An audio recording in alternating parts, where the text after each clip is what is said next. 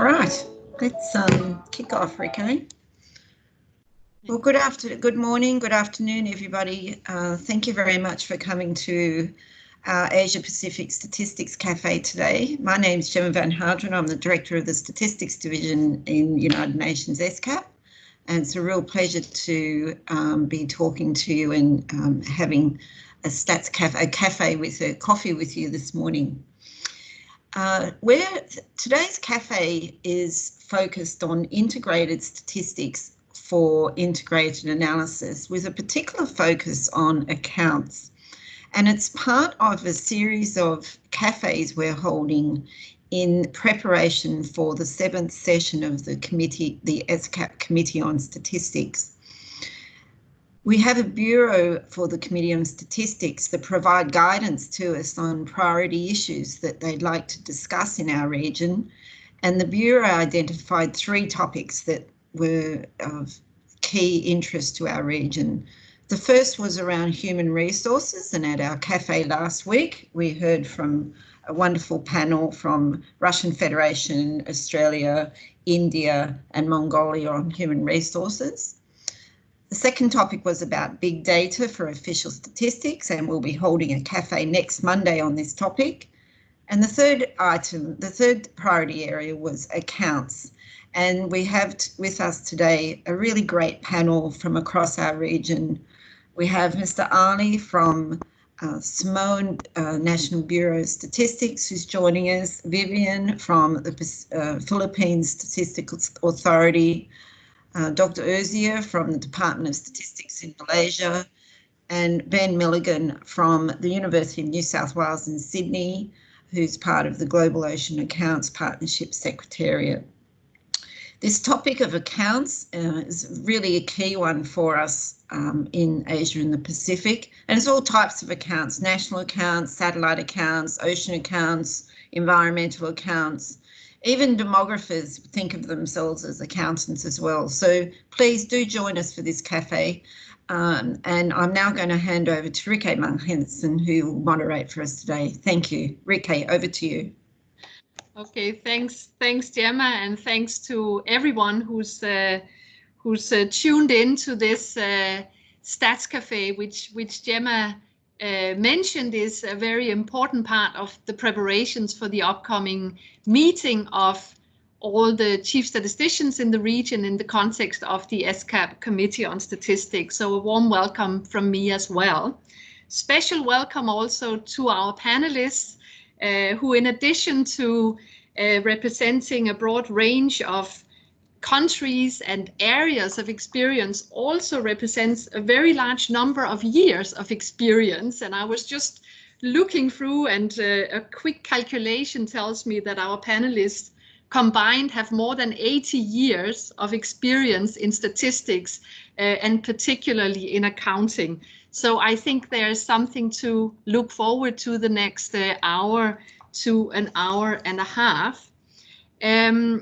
Just a quick outline here of what we plan to do the next hour and a half. We have prepared some questions for the panelists, and I will ask each of the panelists to first elaborate on one question each that specifically focuses on opportunities for collaboration on accounts to strengthen efforts in countries across the region. After that first round of questions, I will open up for participants to ask questions. I'll pick just a few. We will do questions from participants today by using the raise your hand function in MS Teams. And and now that we are at housekeeping, I think this is a good point in time to ask all of you to keep your microphones muted. Muted throughout the session unless you speak, and also switch off your cameras when you are not speaking. We'll then see after the first round of questions from participants if we have time for a second round of questions to each of the panelists, and we'll see how it goes. So what I will do now is to ask the first speaker on the panel, Mr. Leota Alleluia Salani from Samoa. In short, we know him as Ali. What I would ask you, Ali, is to speak on what you consider key priorities for Pacific Island states in terms of national accounts, environmental economic accounts, and tourism satellite accounts. What are the main challenges, and how can regional and global institutions and initiatives best support efforts in small island states? And to help Ali focus on the questions and the participants to also focus on them, my colleague Maria is just sharing her screen with the question. And Maria, if I can ask you to please show the questions in full screen mode. Thank you. And then I will hand it over to you, Ali, and we'll just ask you, and at the same time all other panelists, to please take note of the time we've allotted for each of you to speak. So Ali, the floor is yours, please.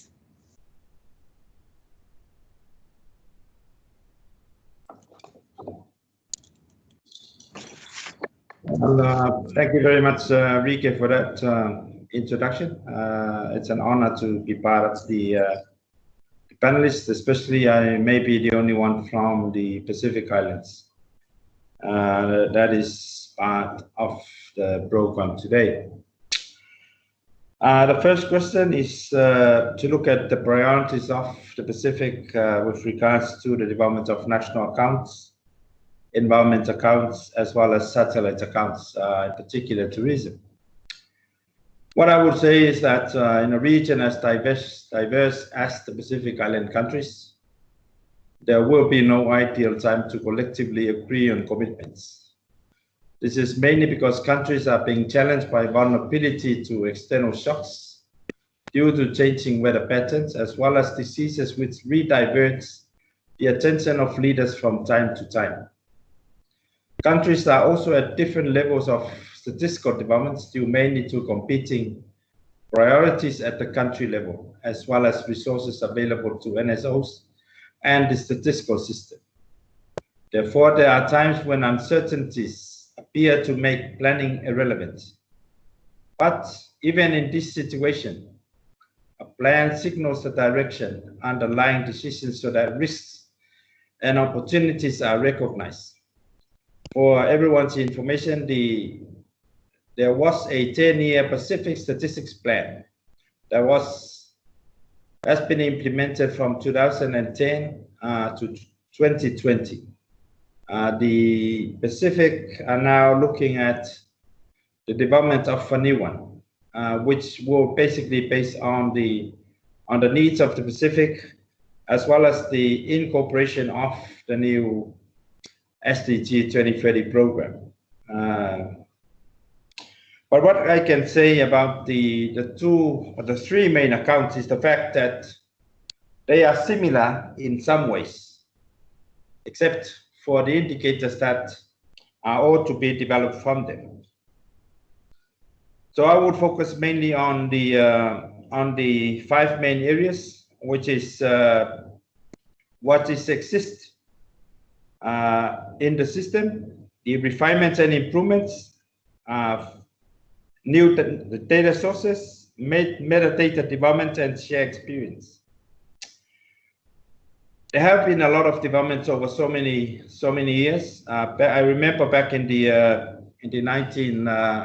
late 1980s, the ADB has invested a lot of funds in trying to put together some national accounts data for the Pacific Island countries. Unfortunately, most of those investments did not turn into really good outcomes. But that didn't limit the Pacific Islands to work on the national accounts, considering its significance in any policy development and any planning. So what we see is the fact that in most island countries, the Pacific Island countries, they already have some sort of system in place, whether it's on annual national accounts or it's quarterly national accounts. Most countries have their own sort of frameworks that they already have. So I think the priorities that the Pacific Island countries should focus on is to capitalize on what is already there in their own countries. Look at what exists, and then start from there. Secondly, is to refine and improve on the systems. I know there are technical assistance that are readily available around, which includes the regional office of the IMF, which is called the Pacific Center for Technical Assistance. So there are already available TAs that are available now. So they can assist with the refinements and improvements on what's already available. Thirdly, is to find new data sources. People have, the Pacific Islands have been reliant on the survey information in most years going back. But we are sure that there is a lot of text and information data that are obtained from the administrative records that most of the office, especially the tax office, that are readily available. That are readily available now.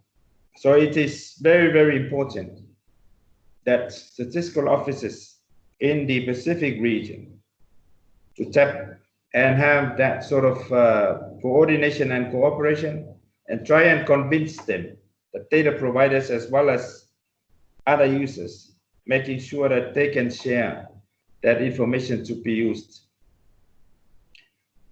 Fourth is the metadata development. It is very, very important for the sustainability and for staff turnover issue that we have that sort of metadata development in place, so that the people who will come on join later can get what exactly is there. The fifth one is when we have all these things in place, and there are winners and there are newcomers or new developments that will be going on in the region, and it will be very, very important for the Pacific Islands to share that experience from the most experienced countries to share with the most experienced countries.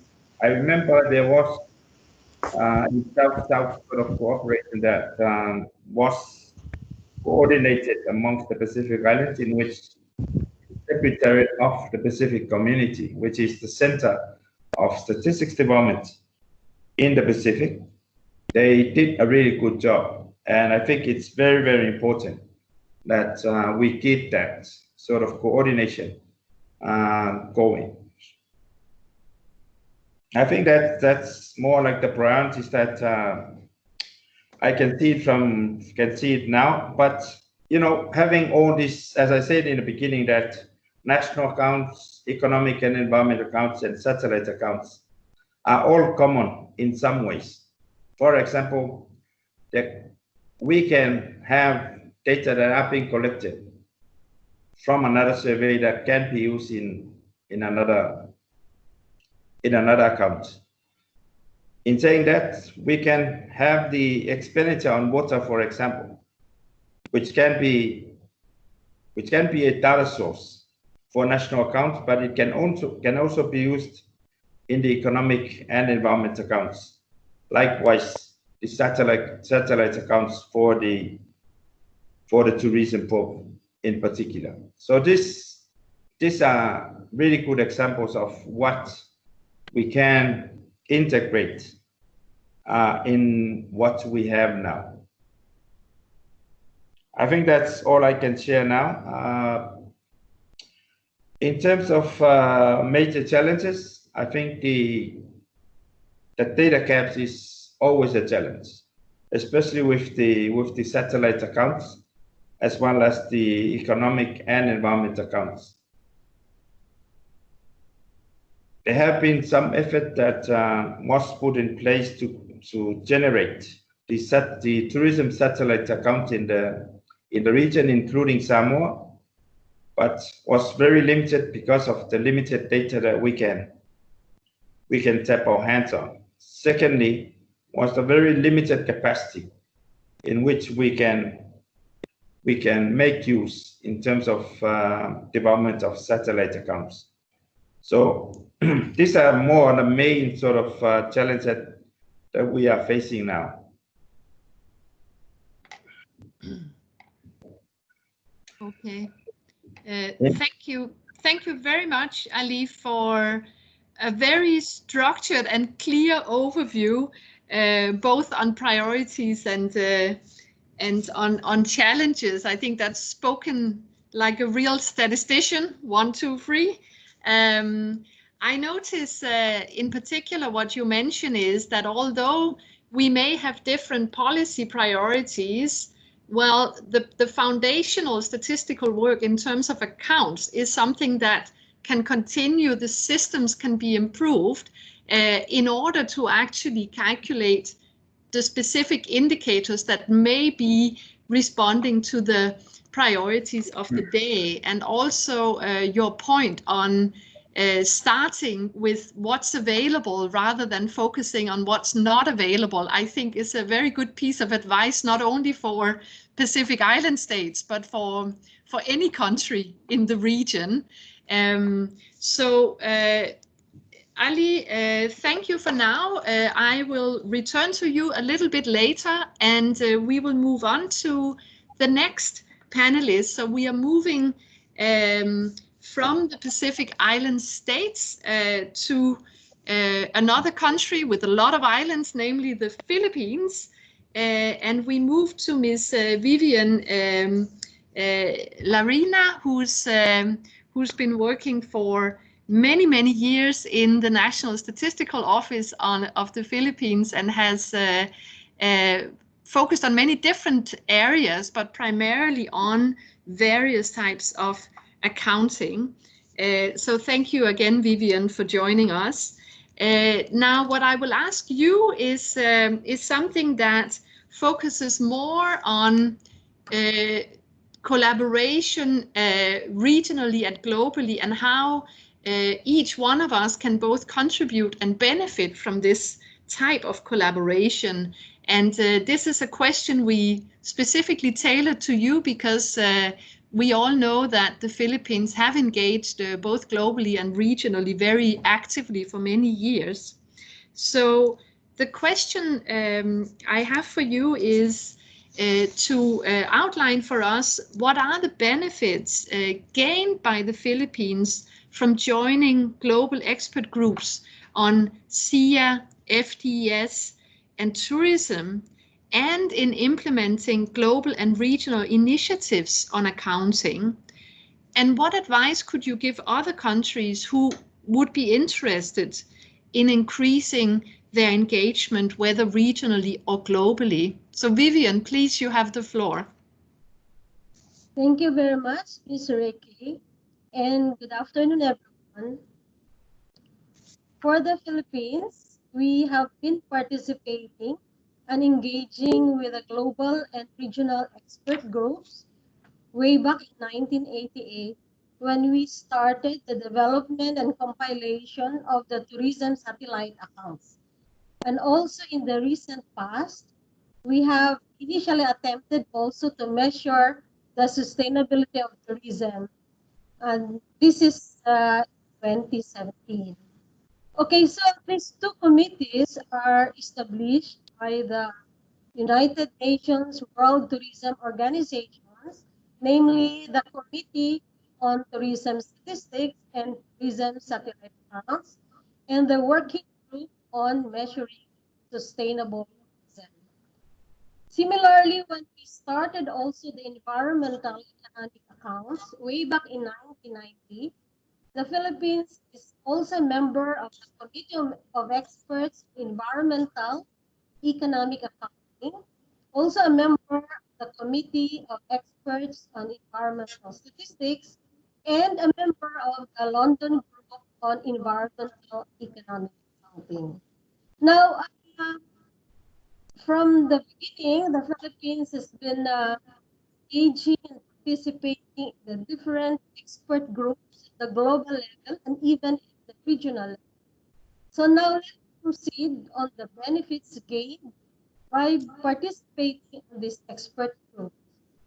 Well, we from the Philippines are fortunate that we have been participating in these groups, and we support the efforts in improving the data, of course, towards the 2030 agenda for sustainable. And I have outlined very specific the benefits that we gain from the point of view of the Philippine Statistics Authority. First, of course, we enhance our capacities through the knowledge that we shared, or the knowledge that's shared by the experts in the global and regional committees. This is in terms of sharing the best practices, recent methodologies, the researches. Very recently, of course, we have the ecosystem, and which is under the central framework of the SEA.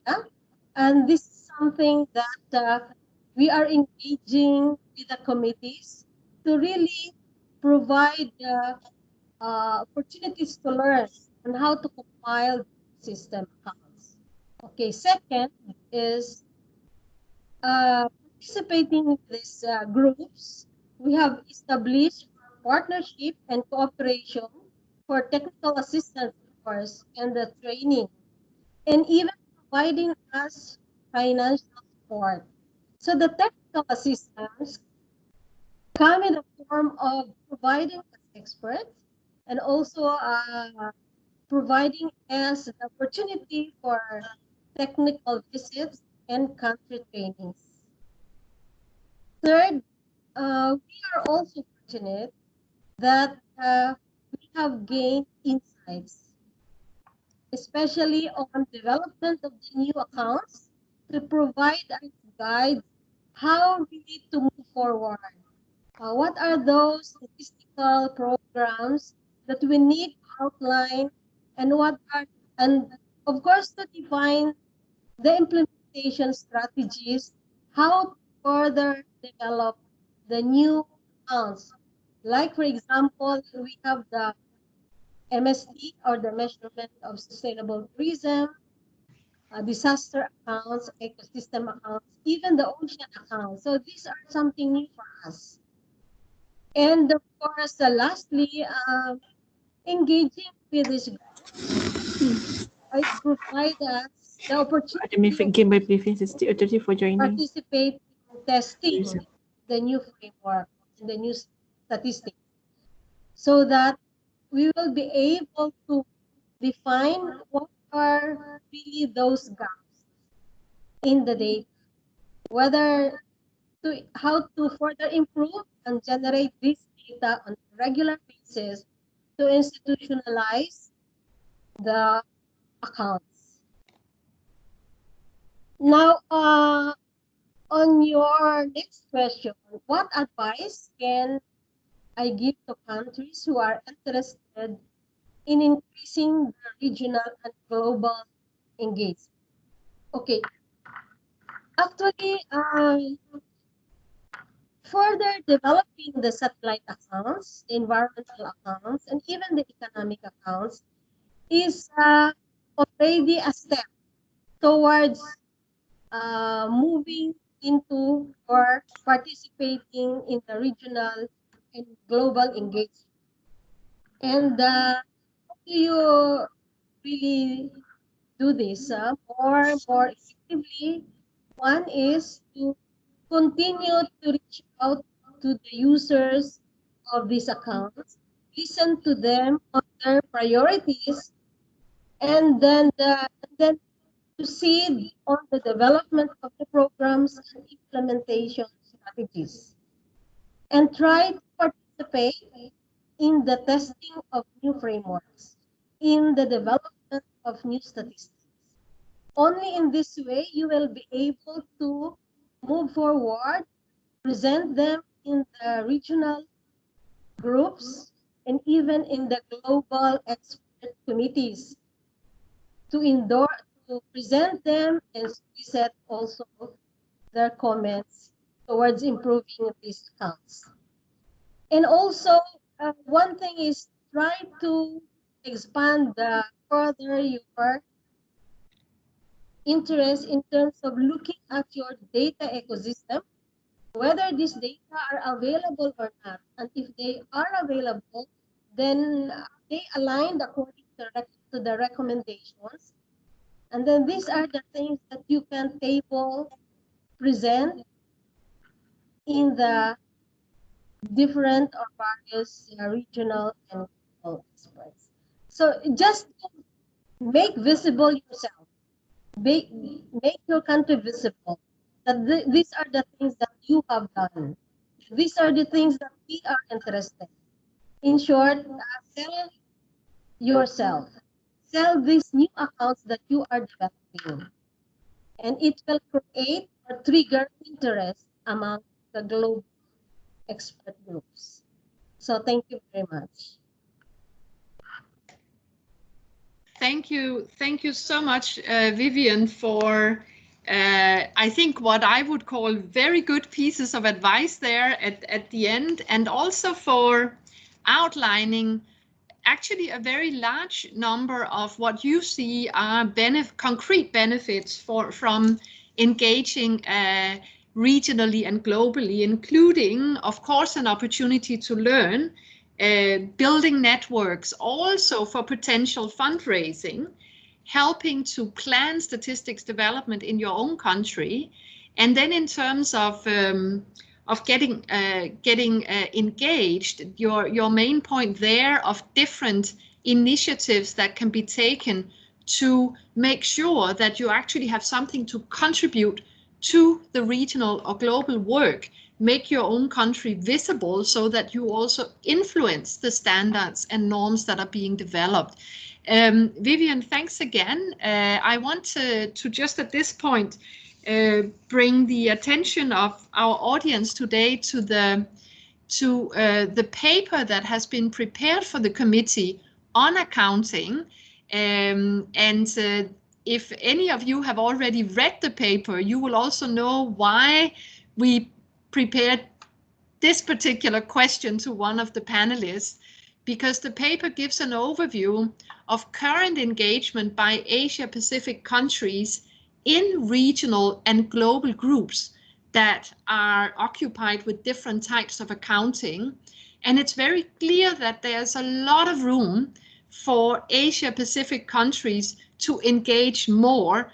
We have several of the existing groups where there's only less than a handful of countries from our very vast region that are represented. So I hope our discussion today will also motivate a few more to at least think about opportunities for engaging and think through some of the benefits that Vivian has just outlined. So thanks again, Vivian.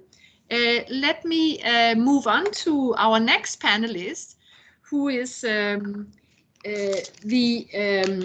the outlier on our panel today, because this is Mr. Ben Milligan, who does not work in a statistics office, but Ben works at the University of New South Wales in Australia, and he's what I would call a friend of statistics.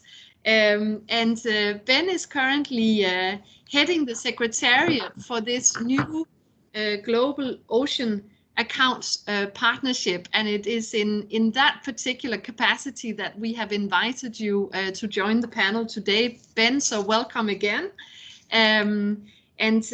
Here comes your question. It is a question that also relates to collaboration, but not only among countries, also internally in countries between different stakeholder groups. So I would like to hear from you, Ben. What do you consider the benefits of interdisciplinary collaboration, whether that's between different institutions, sectors, professions, and specifically the benefits related to collaborating on ocean account to support national policy decisions and optimal use of our ocean resources? And what advice could you give to national statistical officers wishing to advance the production and use of ocean accounts? So Ben, you have the floor, please. Thank you very much, Rika and ESCAP colleagues, for the kind invitation. As a lawyer and a policy specialist, I always feel extremely welcome when I'm talking with statisticians, much more so sometimes than my own kind from a disciplinary point of view. And yes, as Rika just mentioned, I am coordinating the secretariat of a brand new initiative, which is the Global Ocean Accounts Partnership, which is really trying to take advantage or answer the call to action that Vivian just mentioned. How can we support countries in making their efforts visible on one small issue out of the many that national statistical officers have to grapple with? That's how do we organize statistics about the ocean. But it's a small statistical issue, but a very big issue of policy importance, both in the Asia Pacific region and globally. So turning to the first part of your question, Rika, about benefits of interinstitutional, interdisciplinary and inter-country collaboration. I'd like to preface my answer by just highlighting how national decisions about the ocean, about ocean livelihoods, the environment, the economy, have to balance many different complex interests, and they have to balance lots of different factors. And so in that context, there's a need for high quality information and high quality robust indicators about the status of economic sectors connected with the ocean, about how different people and different groups of people are benefiting or are put at risk by the ocean, and crucially, how the environmental or natural assets that underpin all of our societies and economies are changing over time, how they're at risk, the services they provide. And many policy structures at a national and international level about the ocean don't really take into account this interconnectedness. They rely on very isolated information. And in many countries, we have an issue where, for example, coastal development decisions might not always consider impacts on fisheries from destruction of mangroves, or decisions about marine protection areas that are the product of international lobbying might not adequately consider impacts of those areas on local livelihoods. So we have a whole range of missed policy opportunities that can arise when decision makers only have one narrow set of information in front of them. And this really creates a challenge and an opportunity, I think, for national statistics officers to generate that rich range of information that is increasingly demanded in the complex ocean policy environment that we live in. So we want to break out of a situation where, in relation to the ocean, a Ministry of Finance might look at one set of indicators, GDP, for example. A labour or employment ministry might look at another, number of people employed in the formal or informal sector. And the Ministry of Environment often sitting at the side looking at the precipitous decline of coral reefs or the health of fish stocks. So all of these information sets are really important, but they're often not brought together. And that's why collaboration is so critically important, that we need different parts of government talking to one another, and we need people outside of government, like myself, talking to government colleagues about what opportunities there might be for collaboration. In the university sector, there are a rapidly growing range of ocean-related data and statistics every day from multiple sources, but much of the effort is devoted to compiling these for the purposes of academic papers and not always for integration into national statistical systems. And this is a real missed opportunity in my country, Australia, and many others for collaboration that supports decision making about the ocean. So I think I'll close on the collaboration point by just highlighting some opportunities that have arisen in practice globally in different countries from better collaboration about ocean data and statistics. So one example I'll give, which is from Europe, is better planning of the shipping sector and its GHG emissions. So combining GHG emissions information from the maritime sector with GDP in the maritime sector gives you a much better insight into opportunities for decarbonisation and leveraging investment in better quality, more efficient ships. So that's just one of example. There are increasing numbers of examples in countries in Africa where marine spatial planning is being informed by better statistics that look at relationships between livelihoods and ecological productivity. And then finally, all around the world, we have increasing reliance on statistical systems for international reporting. So countries are obliged to submit many different reports to many different agreements, and these are often compiled once by ad hoc consultants. So collaboration across different domains of data enables an integrated reporting system, which is vastly more cost effective than doing single commissioned studies to answer a short-term reporting obligation, whether that's under the Paris Agreement or the SDGs or the Aichi targets for biodiversity or any other international agreement. So I guess what advice for national statistical officers? I really like Vivian's point of make yourself visible, and the Global Ocean Accounts Partnership, which I'll post a link to in the chat right now, is a new structure designed to help NSO colleagues capitalize on three broad categories of opportunities. One is opportunities to tap into the rapidly growing range of data that is available related to the ocean. Opportunities to take advantage of lessons learned from national pilot projects is very important. There are no new issues under the sun, and chances are if you have an issue in your country, others are experiencing the same or may have solved that in their statistical methodologies or processes.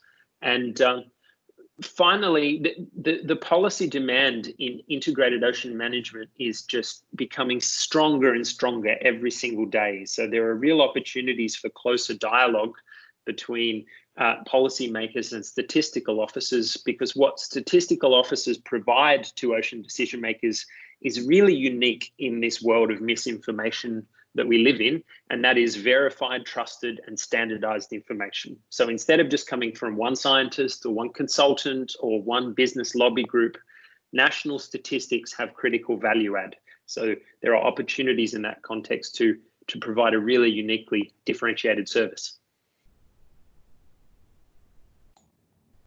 Okay, thank you. Thank you very much, Ben. I'm very impressed with all panelists so far, managing to speak very succinctly on what's actually quite complex questions here. Thanks, Ben. And I think what really runs through your answers or your elaboration on these points is this link to the policy demand, both in terms of advice to statistical officers, in terms of getting themselves out there and leveraging also the policy interest to as a way to demonstrate what it is statistical officers have to offer, and also in terms of positioning themselves as a statistical office with expertise and credibility that actually enables them to sort of be positioned as the institution that can connect the dots and establish this coherence that, as you elaborate, is essential in terms of having more holistic policy making. So thanks very much for the reflections, Ben. I'm now going to move on to panelist number 4, last but not least. This is Mr. Mohammed Usir Mahedin, Mr. Usir, who is the Chief Statistician of Malaysia, and is also the chair of the ESCAP Committee on Statistics. So it's a great honor to welcome you, Dr. Usir. I understand you have a very busy schedule today, so we really appreciate that you could be with us here. So, Dr. Usir, my question to you relates to your experience and your regional perspective and the leadership you've demonstrated during the past couple of years as the chair of the Committee on Statistics. I will ask you to share your thoughts on how the Asia-Pacific statistics community can best work together to support and accelerate national efforts to improve accounting for integrated statistics and analysis. Dr. Usir, you have the floor. Thank you, Ricky, and a very good afternoon to everyone. And again, thank you very much for having me in this special session, what you call as Asia Pacific Stat series. I believe we're going to have another few series on this program. On the note, based on your question on me on the integrated statistic using the accounting framework, I think it's the way forward for us, for the National Statistics Office, and also not only for this region. I believe it's in other part of the world. So it's very challenging to do something that when we the keyword is integrated, and we want that being counted from the downstream to the upstream. So in the case of Malaysia at this juncture, we consider it's quite successful in doing this integrated accounting system for several area, among others on the tourism satellite account, TSA. We also have information and communication technology of satellite account, ICTSA. On top of that, we also have the how we integrate the social and the economy in the one accounting framework, what we call social accounting metric, SAM. And another one, how we integrate between the social, economy, and also population. So at the moment, at the Department of Statistics Malaysia, we now in the development of what we call national transport account. Is also very important for us in view of we going to face the aging society in the future. So in the context of the system environmental economic accounting (SEA) and the focus on the ocean account, first of all, I would like to thank to the our strategic partner, ESCAP, and of course from UNSD for choosing us as the one of the country in this the pilot initiative. So this is something that is very challenges, but at the same time is very interesting. The basis of this effort, we know that we want to move our statistical system from doing just the current basic statistic with more statistic on the environment. So we want the country progress is not in terms of the economy achievement only, but we want to have the sustainable development. So the implementation of measurement the ocean and then all other natural asset in terms of land, energy is really the focus of the country at the moment. And we really welcome the collaboration with all other countries, as we know that this area is still in progress. A lot of exploration work. We have to learn each other's on the subject. And the key thing that we encounter is, as a statistician, we don't have in our possession the domain of the knowledge. So the domain of knowledge is reside at the ministry level, and also perhaps at the academia. So quickly when we got the agreement that we need to join this pilot program on the ocean account, we already have our steering committee and also our technical committee to monitor the progress. And the key critical success for this program, we believe that we need to have very good collaboration with all other agencies. So in the context of Malaysia, for example, we work with natural resources and environment. We work with Marine Park Department, Department of Environment, Department of Survey and Mapping, Ministry of Agriculture, Department of Forest, and also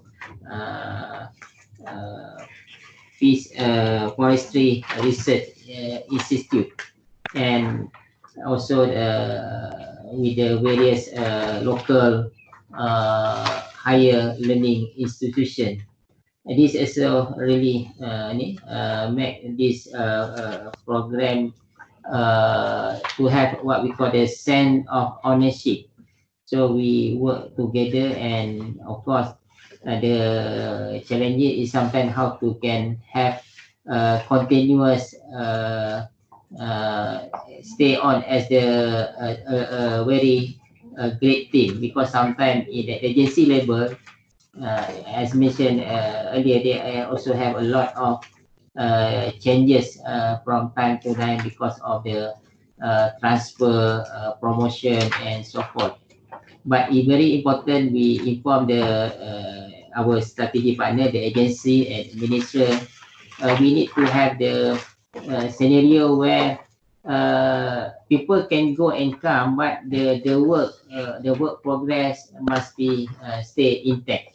So we need to have a system where we don't only have one layer of the senior officer work directly with us, but we have the second layer of the officer that work in the team. So we have the what kind of the continuity, because we know that if we don't have that kind of the understanding, we embark on have to explain and try to have the agreement, the what we call the buy-in process again and again with the other respective agency.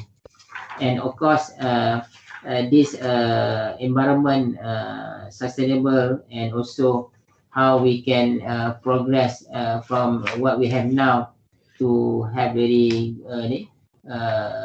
promising prospect in the future. And this has to be also as the part of our Malaysia 5 years blueprint. So in the Malaysia blueprint, we have dedicated special chapter on the sustainable and also environmental how we can managing the environmental, so we can have the kind of economy that what can say the balance between the commercialize all the our economy activity for the job creation. At the same time, we have to balance with the requirement to have that kind of the sustainable development. So one of the new initiative conducted by Department of Statistics with the other agency, we now also embark on what we call measuring sustainable tourism. Is a very important area for us, because tourism industry is if we look at the data before the what we facing right now, the COVID pandemic. Before this pandemic, the contribution of tourism sector in this country is around 25 to 30 billion USD to our economy. Is very, very huge, and every year we receive about 29 inbound tourism to our country. So it's very important the way how we progress in terms of the facilitating the tourism, in terms of our hotel accommodation and any other related industry. In fact, we have more than 100 related industry in the tourism industry. We want everyone practice the what we call the sustainable tourism development. So on the ocean account, back to the ocean account, we hope we can make very good progress this year. Sorry for interrupting. Can you wrap up in a minute or so? Yeah. So in the related of the our ocean account, we are now in the process of strengthening our capability, and of course with our collaboration with our other strategy partner, with other country experience, we hope we can develop our knowledge on the technical know-how, and I really see that the capacity building is among the area where we as the Asia-Pacific community where we can grow together. And for the period 20 and 21 to 2030, we have assistant at the moment on the technical assistant on the pilot ACA land as well the ocean account. We do hope when we have something to share at the end of this year, perhaps if we can have other, I think with this current trend where we have webinar, Ricky, we can have several discussion also, not for today, but in the question to share our progress and also experience. I think that's all for this time for me, and I hand over to you, Ms. Ricky. Thank you. Thank you very much, Dr. Usir, for a really good overview of the multiple initiatives going on in Malaysia that relates to accounting. Thanks for pointing out that we shouldn't forget the social population linkages, and also what I'm hearing here is that you've actually in the middle of implementing some of the advice that was just provided by our friend Ben Milligan in terms of involving other ministries, academia, as you say, to get the expertise you need, and certainly also to get the coherence and joint ownership. And that is another very important point. Your point also on making sure that the work is really institutional in its nature and doesn't depend on just one layer of individuals who may move to another job tomorrow is something I also made a note of. And finally, as you mentioned, yes, capacity development, a very good reason to work together as a region. And we can certainly discuss a series of, let's say, more technical webinars and other kind of online collaboration that can help share much more information also at the more technical level from country to country. So thank you again, Dr. Usia, and I will now open up the floor for questions to the 4 panelists. And what I will do is to allow 4 questions, and I will pick among the first 4 people I see raise their hand in MS Teams. They get the opportunity to ask a question, and I have seen before a hand raised by Miss Roslida. Do you want to ask a question?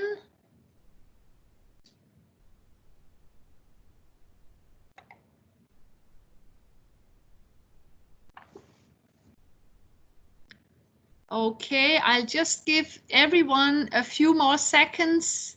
I'm not seeing any raised hands. If we don't have questions from participants, then we will simply enter into the second round of questions to our 4 excellent panelists.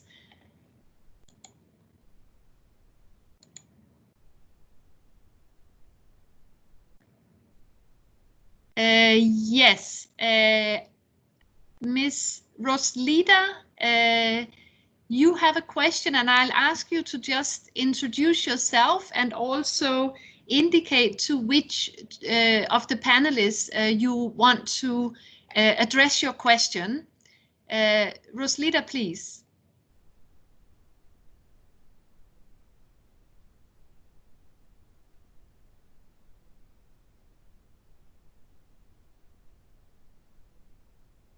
We cannot hear you.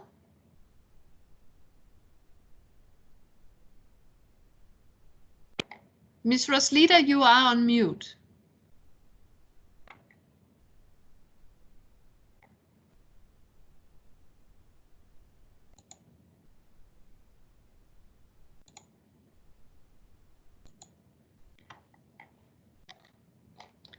All right. Well, what I will do then is I will go to the second round of questions for our panelists, and I will immediately actually give the floor back to Dr. Usia, because he has another engagement and has asked if he could please go first in the second round, which I'm happy to agree to since he was the last one in the first round.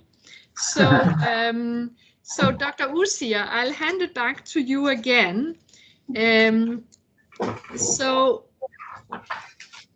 you have already outlined a lot of the work that's going on in Malaysia in the area of accounting, and you've also shared some initial thoughts on what we could do together to strengthen capacity for accounting. Now, if you look to specifically on the issue of ocean accounting, could you point to where you see the developments in Malaysia are going, and what your key strategy is to advance ocean accounting and maybe also other ecosystem accounts in Malaysia? So the floor is yours for around 2 minutes, Dr. Usia, please. All right, okay, only 2 minutes. Yeah, only 2 minutes this time. I just continue with I stated earlier in the first round about the important that for us to make a really good progress in whatever initiative that we to be taken. We need to have that what kind of team we have where we need continuity. I think we know that from the time to time people can move around from one area to other area, especially people who in the open service. So in the case of Malaysia, there's some of ministerial or department. There people can easily move around because of job rotation or because of the promotion. But for us, for example, in the Department of Statistics Malaysia, we are close to this. Of course, we also can transfer our officer from one unit to other section or other division, but still work related to the statistics. So I want to convey to reinforce what I mentioned earlier. Is very important that we need to have the setup where we have the continuity, and we have to blend the people, the actor or actress that involved in the project. We have the senior and also junior in the team, and of course in the area of the open sky, the knowledge actually can be acquired and not necessarily to the formal program. So I really encourage everyone. We need to, for example, need to look at what is the potential references and also the experience for the other country that we can tapping on. So the more important, we need to look at people with a very inspired and can really. I always talk to my team, Ricky. We need people that really can learn, but at the same time how to unlearn. Because sometimes we just caught that with the old style of way of doing things. So we becoming stereotyping. So this ocean account is something that is very new for us, and of course with other country, but with our region that we I think we are surrounding with the ocean. I think this the area there where we can, I think we can lead the other part of the world. I think we have to continue work together, develop our capacity building. Of course, I think our colleague from the Asia or from the Pacific Island, and they are maybe they are very important for us because they are more surrounding with the ocean together with us in the this ASEAN region. So we will continue to update the progress of our compiling this ocean account with the team. At the moment, we have dedicated about 5% from our local university. All of them are the professor in. They have the very passion. They are also assist us in equip us in terms of knowledge, and the more important sometimes the thing that they are knowledge here and there. So we need to have the hybrid. You have to have the platform, and this is very important that as the for me as the chief statistician, we need to provide the avenue where the learning process and work together can happen. So it's very important you provide the leadership. You have to have the what called the openness, and we have to really acknowledge our limitation. At the same time, we have to recognize the strength of the others. So with this, we make the team and the work can progress, and the sense of the achievement can be reached when we have everyone on the same page. So we will continue, and from time to time we would like to also to join any international community. For example, we have the Global Ocean Account Partnership, and we willing to participate in any forum or discussion, and with the strength that for the University of New South Wales, Australia. I really congratulate them having managed to produce the draft technical guidance on the ocean accounting. I think my team is review, and we also benefited from this guidance. And of course, we also like to give our feedback on the input later on. I think that's all, Ricky. I think my time is already thumbs up. I watch my watch is already 5 minutes. Again, thank you very much, everyone, for having me in this Stat Cafe series. Thank you.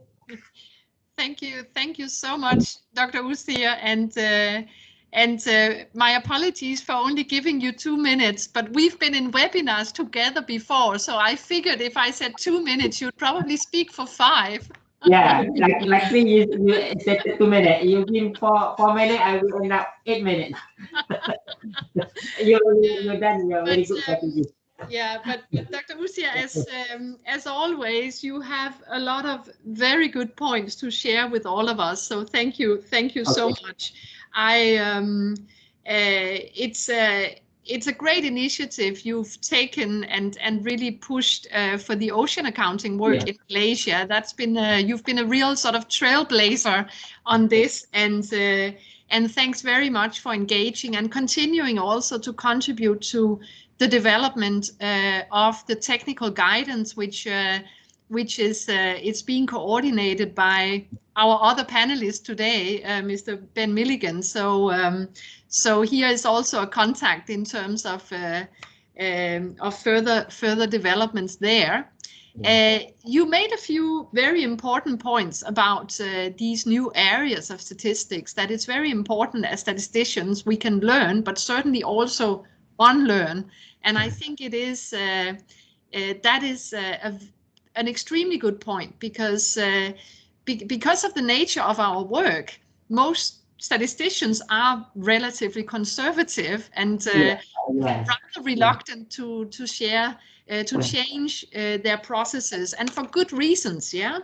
But we also have to make sure that we can also sometimes jump out into new waters, so to speak. I want to add one, Ricky. One of our very conservative thing that doing the official statistics, we always looking for the very perfect information. So now we have to, based on the partial information, I have to do to have the strength to do the surrogate. So during the direct method and so forth, I think we need to really not continue to be stereotyping. Not such thing. Everything that readily on the plate. Yeah, exactly. So Dr. Usir, I know you have to leave our panel within a few minutes, so I just want to thank you one more time. Thank you.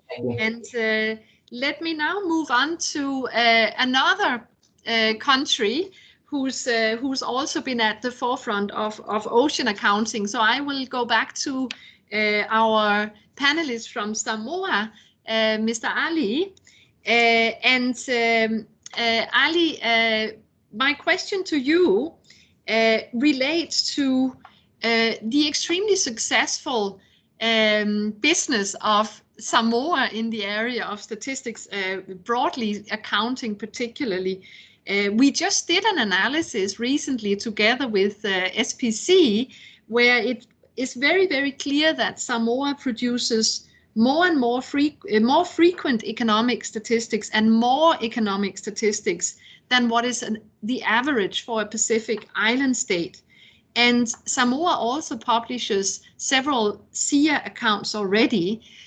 So if you could please share with all of us, what do you consider is the secret behind this success? And what do you consider as some of the main challenges and lessons you've learned along the way of developing your national and environmental accounts? So Ali, the floor is yours for 3-4 minutes.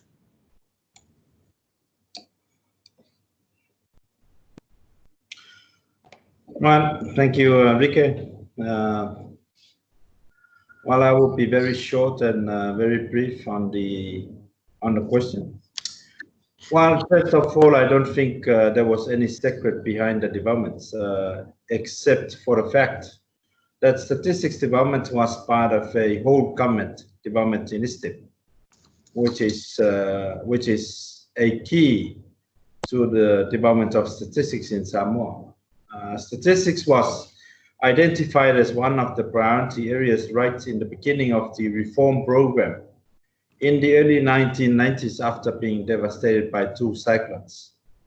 And government was committed to developing statistics with so much investment in the data collection, capacity building, developing frameworks and data sources, as well as expanding the statistical services from 38 staff to almost 100 now. So in which national accounts, finance statistics, as well as environment statistics was established.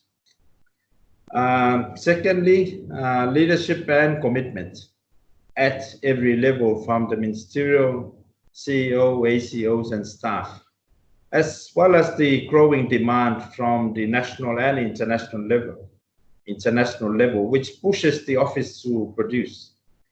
On the other hand, this provides the check and balance of the system, which enables refinements and improvements to every aspect of the development from time to time. So that's not a secret. So that's what we've been doing over so many years. The second part of the questions is what's have been main challenges and lessons learned, and the advice. Well, in terms of challenges, is access to data, capacity in terms of staff, technical expertise, as always, and will remain to be a challenge for any statistical office.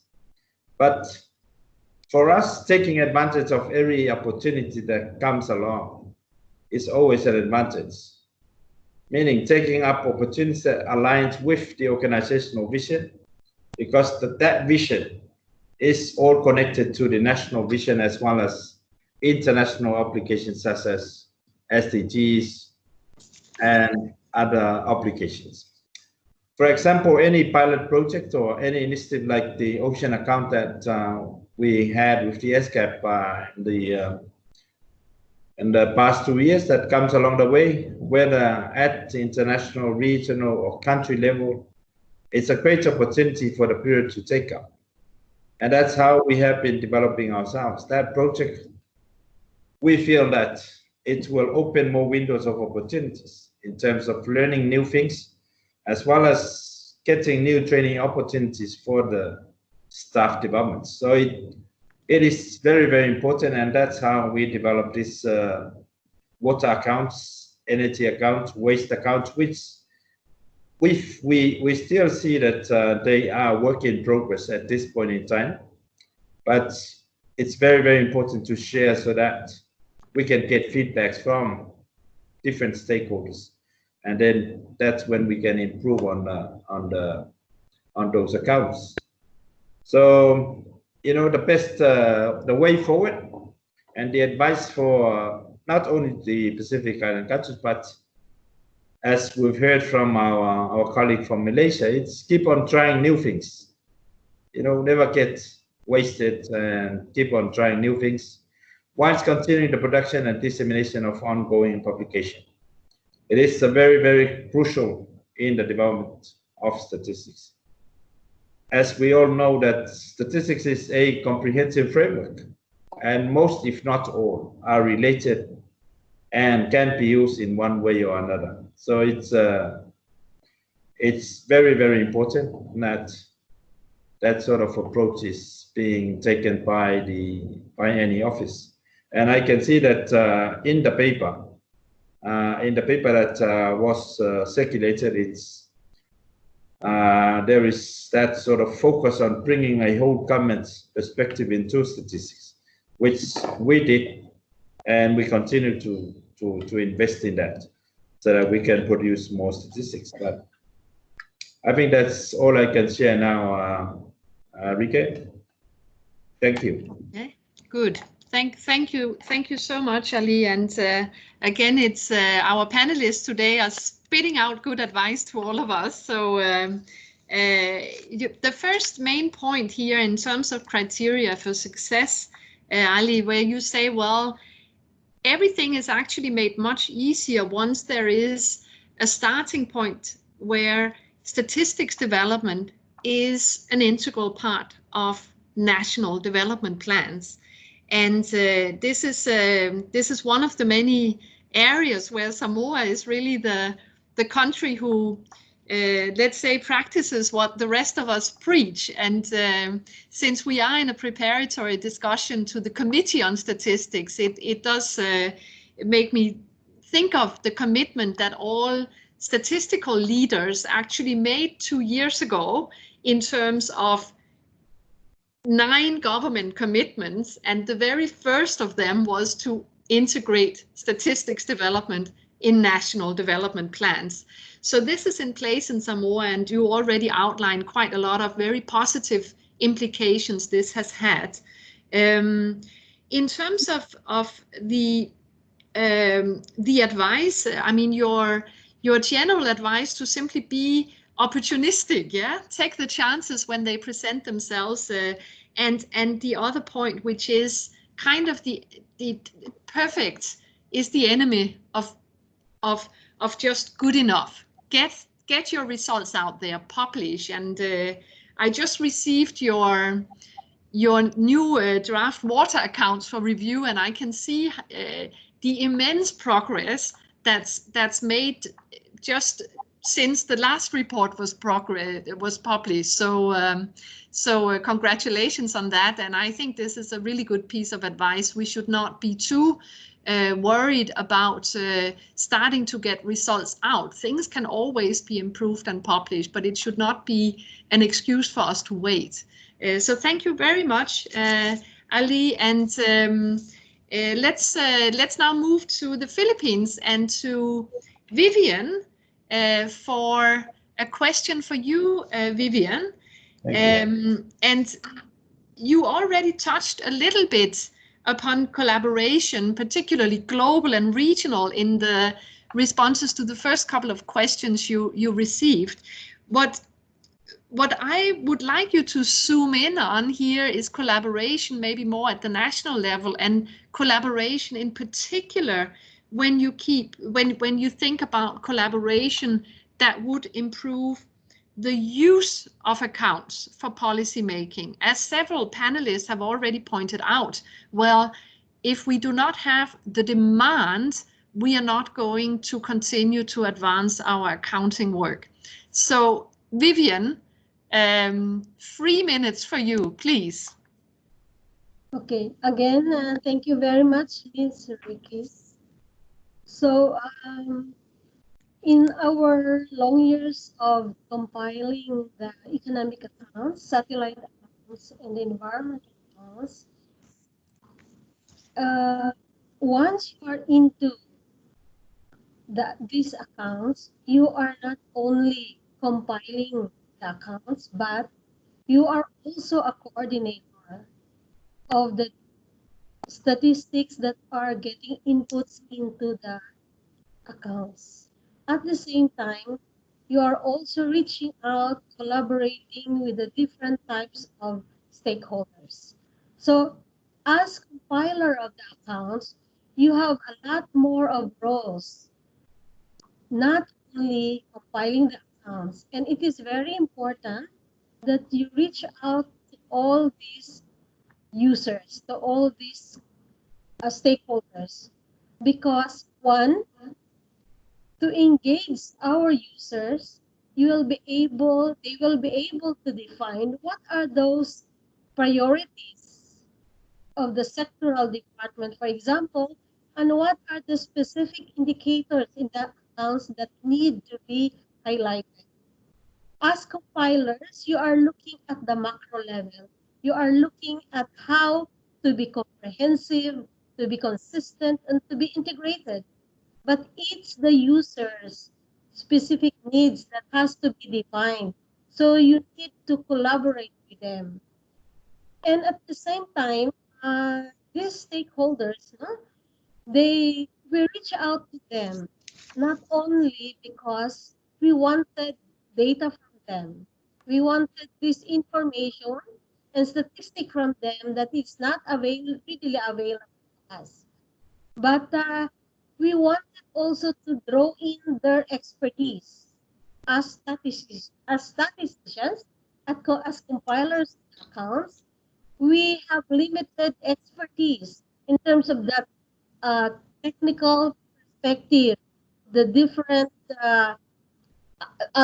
specific concerns. For example, going into an ocean accounts, we statisticians are not ecologists. We are not environmentalists. So we would need these stakeholders. We consider them as our partners. It will make our life easier if we partner with them, so that all these will be integrated, our expertise in data, our expertise in the compilation, and their specific expertise on that specific concern.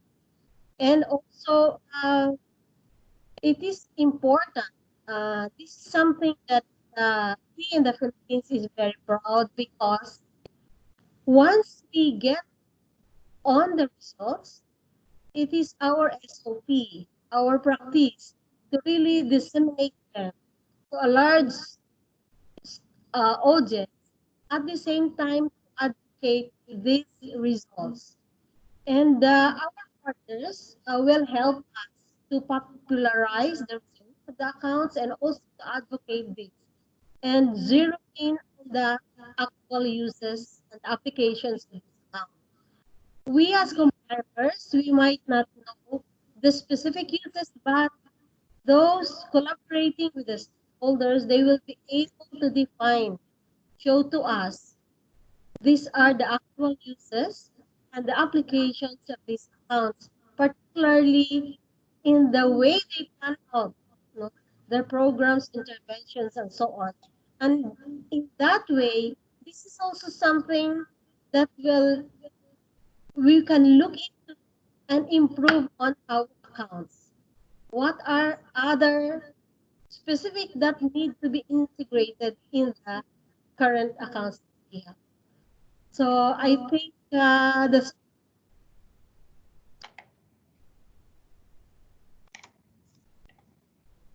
Okay, thank you very much, Vivian. And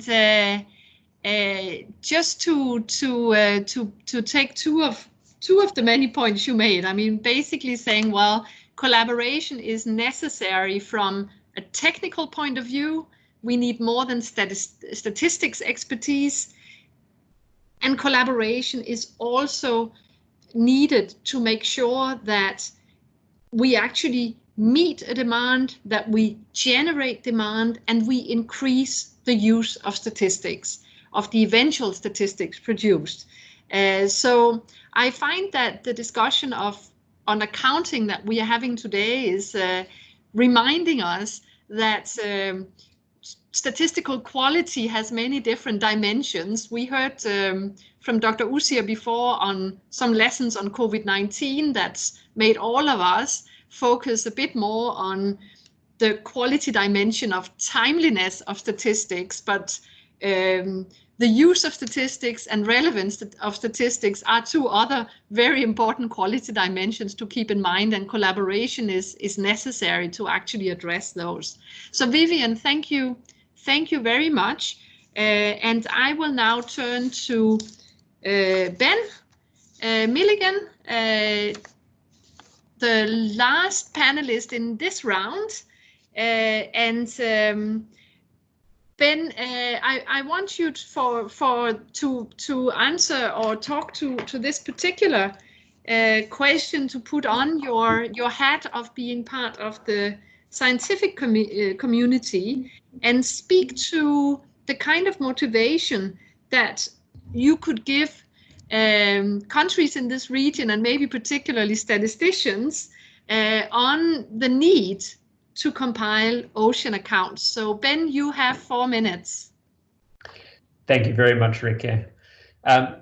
To help clarify my response, I'd just like to say that when I refer to ocean accounts, I'm really talking about 3 different things. So I'm talking about physical and monetary accounts about the environment, and I'm talking about monetary national accounts about the ocean economy, and finally a whole range of other, I guess, more experimental or non-standardized information about ocean governance or ocean risk, et cetera, that might be, even though it's not typically part of national statistics, might be relevant to country demand based on external shocks or current circumstances.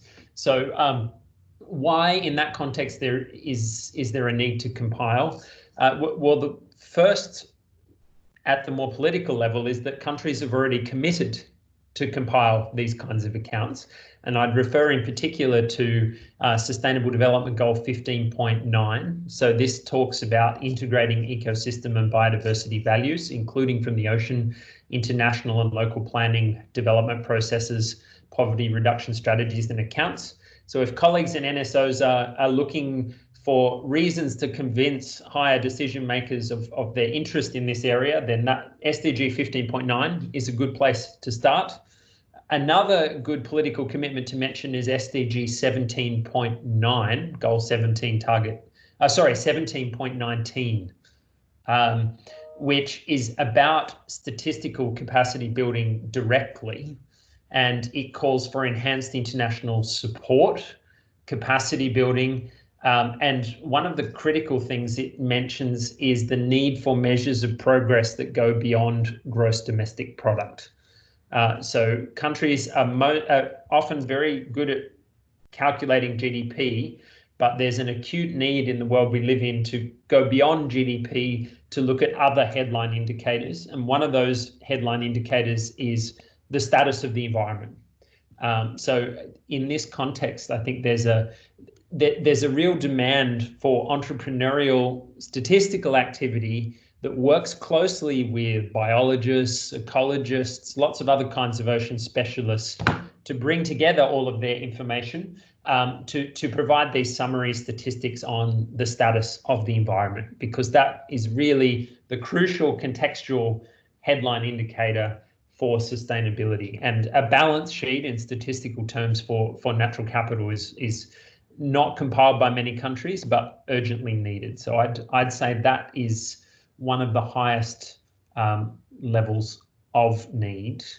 Again, from the perspective of the scientific community, the power of academic information about the ocean is low, to be honest. It's over-specialized. It is not done using good time series or international standards. But there is a lot of it. So the collaboration opportunity focuses, I think, on the raw product and the specialist understanding being provided by the scientific community, but the integration and the standardization and the quality control being coordinated by NSOs and statistical specialists. So this is not a situation where we have to create loads of new data from scratch. There are lots of opportunities for using existing resource in the university and research sector with NSOs to just create new statistical products very easily. And an example I will give, a very positive success story from Africa. There is a 17 million British pounds project on ocean monitoring, the Solstice WIO project, in the Western Indian Ocean region, covering a number of countries along the Ogalus Current.